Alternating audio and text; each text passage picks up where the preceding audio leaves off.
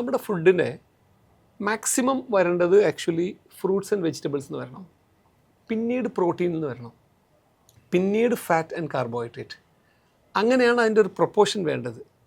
For example ഇപ്പോൾ നമ്മളൊരു plate എടുക്കുകയാണെങ്കിൽ അതിൻ്റെ ഒരു 1/3 താഴെ നമ്മൾ കാർബോഹൈഡ്രേറ്റ് വെച്ച്, ഒരു 1/3 പ്രോട്ടീൻ വെച്ച്, 1/3 മിനറൽ ലൈക്ക് ഫൈബേഴ്സും ഫ്രൂട്ട്സ് ആൻഡ് വെജിറ്റബിൾസ് ഒക്കെ വെച്ച് കഴിഞ്ഞാൽ that's a very healthy food.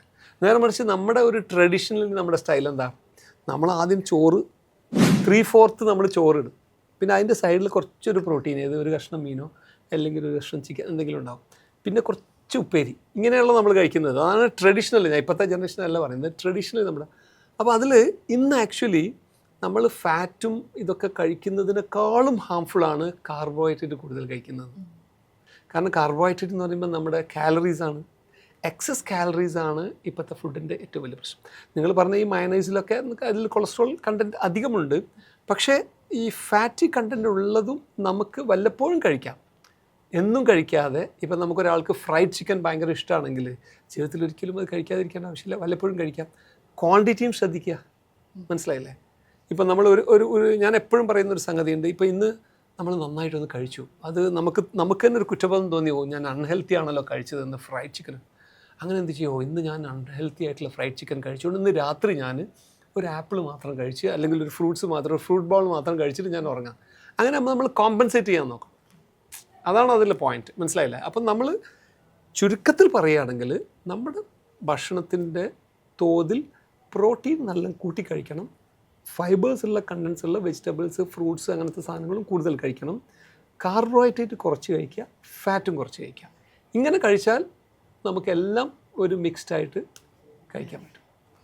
പിന്നെ ഈ കോമൺലി ഉള്ളൊരു ഡൗട്ടാണ്, പിന്നെ നമ്മൾ കാണുന്നതുമാണ്, ഈ സ്ത്രീകളിലേക്കാളും കൂടുതൽ പുരുഷന്മാർ ഹാർട്ട് അറ്റാക്ക് വരുന്നു, കുഴഞ്ഞു വീണ് മരിക്കുന്നു എന്നുണ്ട്. അപ്പോൾ അതിൽ സത്യാവസ്ഥ? അല്ല, അത് സത്യമുണ്ട്. അതിൽ ആക്ച്വലി അതിലെന്താണെന്ന് വെച്ചാൽ സ്ത്രീകൾക്ക് ദൈവം തന്നെ ഒരു പ്രൊട്ടക്റ്റീവ് ഹോർമോൺ, ഒരു റീപ്രൊഡക്റ്റീവ് ഹോർമോൺ, അത് ദൈവം ഒരുപക്ഷെ ഈ കുട്ടികളൊക്കെ നോക്കി വളർത്തി നോക്കണ്ടേ എന്നുള്ളൊരു ഉത്തരവാദിത്വം കൂടി സ്ത്രീകൾക്ക് കൂടുതലുള്ളത് കൊണ്ട്, രണ്ടുപേരുടെയും ഉത്തരവാദിത്തമാണെങ്കിലും അതുകൊണ്ട് ചിലപ്പം കൊടുത്തതായിരിക്കാമെന്നാണ് ഞാൻ അതിനെക്കുറിച്ച് അറിയുക. സ്ത്രീകൾ വന്നിട്ട് റീപ്രൊഡക്റ്റീവ് ഏജിൽ അവർക്ക് ഹാർട്ട് അറ്റാക്ക് വരാനുള്ള സാധ്യത വളരെ കുറവാണ്. കാരണം അത് ഫീമെയിൽ ഹോർമോണായിട്ടുള്ള ഈസ്ട്രോജൻ ആൻഡ് പ്രൊജസ്റ്ററോണൊക്കെ നമ്മുടെ ബോഡിയിൽ ഉള്ളത് കൊണ്ടാണത്. അതൊരു പ്രൊട്ടക്ഷൻ ഉണ്ട്. പക്ഷേ ആ ട്രെൻഡിൽ ഇപ്പോൾ റീസെൻ്റ്ലി കുറച്ചൊരു വ്യത്യാസം വന്നുകൊണ്ടിരിക്കുന്നുണ്ട്. ഈവൻ യങ്ങർ ലേഡീസിലും ഇപ്പോൾ ഹാർട്ട് അറ്റാക്ക് കൂടിക്കൂടി വരുന്നുണ്ട്. അതെന്തുകൊണ്ടാണെന്ന് വെച്ചാൽ നാച്ചുറലി ദൈവം ഇങ്ങനെ ഒരു പ്രൊട്ടക്ഷൻ കൊടുത്തിട്ടുണ്ടെങ്കിലും നമ്മുടെ ലൈഫ് സ്റ്റൈലിൽ നമ്മൾ മനുഷ്യൻ വരുത്തി തീർത്ത കുറേ അപാകതകൾ കൊണ്ട് ആ നാച്ചുറൽ പ്രൊട്ടക്ഷൻ ഇപ്പോൾ കുറഞ്ഞു വരുന്നു എന്ന് വേണമെങ്കിൽ അതിന് പറയാം. മനസ്സിലായില്ലേ? കാരണം ഇപ്പോൾ ജങ്ക് ഫുഡ് ആരായാലും അത് ജെൻഡർ ഡിഫറൻസ് ഒന്നുമില്ലല്ലോ, എല്ലാവരും ജങ്ക് ഫുഡിൻ്റെ ആൾക്കാരല്ലേ.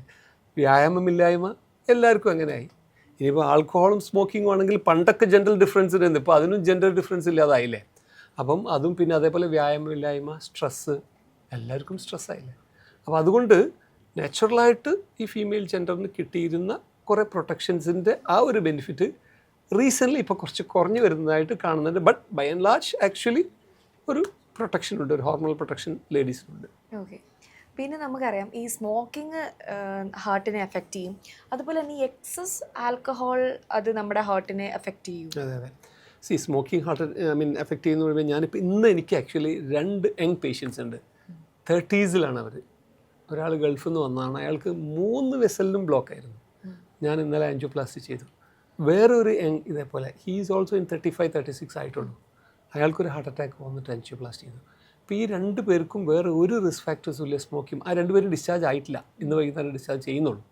അപ്പോൾ ഈ 2 പേർക്കും സ്മോക്കിംഗ് മാത്രമാണ് ഹാർട്ട് അറ്റാക്ക് വരാനുള്ള കാരണം. അപ്പോൾ ഈ ആളുകൾക്ക് സ്മോക്കിംഗ് കേടാണ്, smoking is injurious to health എന്ന് അതിൽ എഴുതി വെച്ചിട്ട് എല്ലാവർക്കും അറിയാം കേടാണെന്നുള്ളത്. പക്ഷേ ഇത് ഹാർട്ട് അറ്റാക്ക് ഉണ്ടാക്കും എന്നുള്ളത് ഇവർ തന്നെ സ്മോക്ക് ചെയ്യുന്നവർ തന്നെ ഇത് വന്നതിന് ശേഷം അറിയുന്നത്. അതിന് വേറൊരു സങ്കടകരമായ കാര്യം എന്താണെന്ന് വെച്ചാൽ ഹാർട്ട് അറ്റാക്ക് പണ്ടൊക്കെ 50s, 60s, 70s വന്നിരുന്നത്. ഒരു 30s ഒരാൾക്ക് ഹാർട്ട് അറ്റാക്ക് വരിക എന്ന് പറയുമ്പോൾ അയാളുടെ ലൈഫിൽ ഏറ്റവും പ്രൊഡക്റ്റീവ് ഏജാണ്. അയാളുടെ ജീവിതത്തിൽ ഒരുപാട് കരിയറിൽ, മറ്റ് ഫാമിലി ഒബ്ലിഗേഷൻസ്, ഇങ്ങനെ ഒരുപാടുള്ള സമയത്താണ് പെട്ടെന്നൊരു ഇടുത്തി പോലെ ഇത് വന്ന് വീഴുന്നത് എന്നുള്ള ഒരു സോഷ്യൽ ഇമ്പാക്റ്റ് കൂടി അതിനുണ്ട്. അതാണ് അതിൻ്റെ ഏറ്റവും വലിയ. ഞാൻ എപ്പോഴും പറയാറുണ്ട്, ഞാൻ ആക്ച്വലി ഏറ്റവും കൂടുതൽ ഈ പ്രോഗ്രാംസ് ചെയ്തിട്ടുള്ളത് പ്രിവെൻറ്റീവ് കാർഡിയോളജിക്ക് വേണ്ടി എന്ന് വെച്ചാൽ ഹാർട്ട് അറ്റാക്ക് വരാതിരിക്കാൻ അല്ലെങ്കിൽ രോഗത്തിന് എങ്ങനെ പ്രതിരോധിക്കാം എന്നുള്ള ക്ലാസ്സുകളാണ്.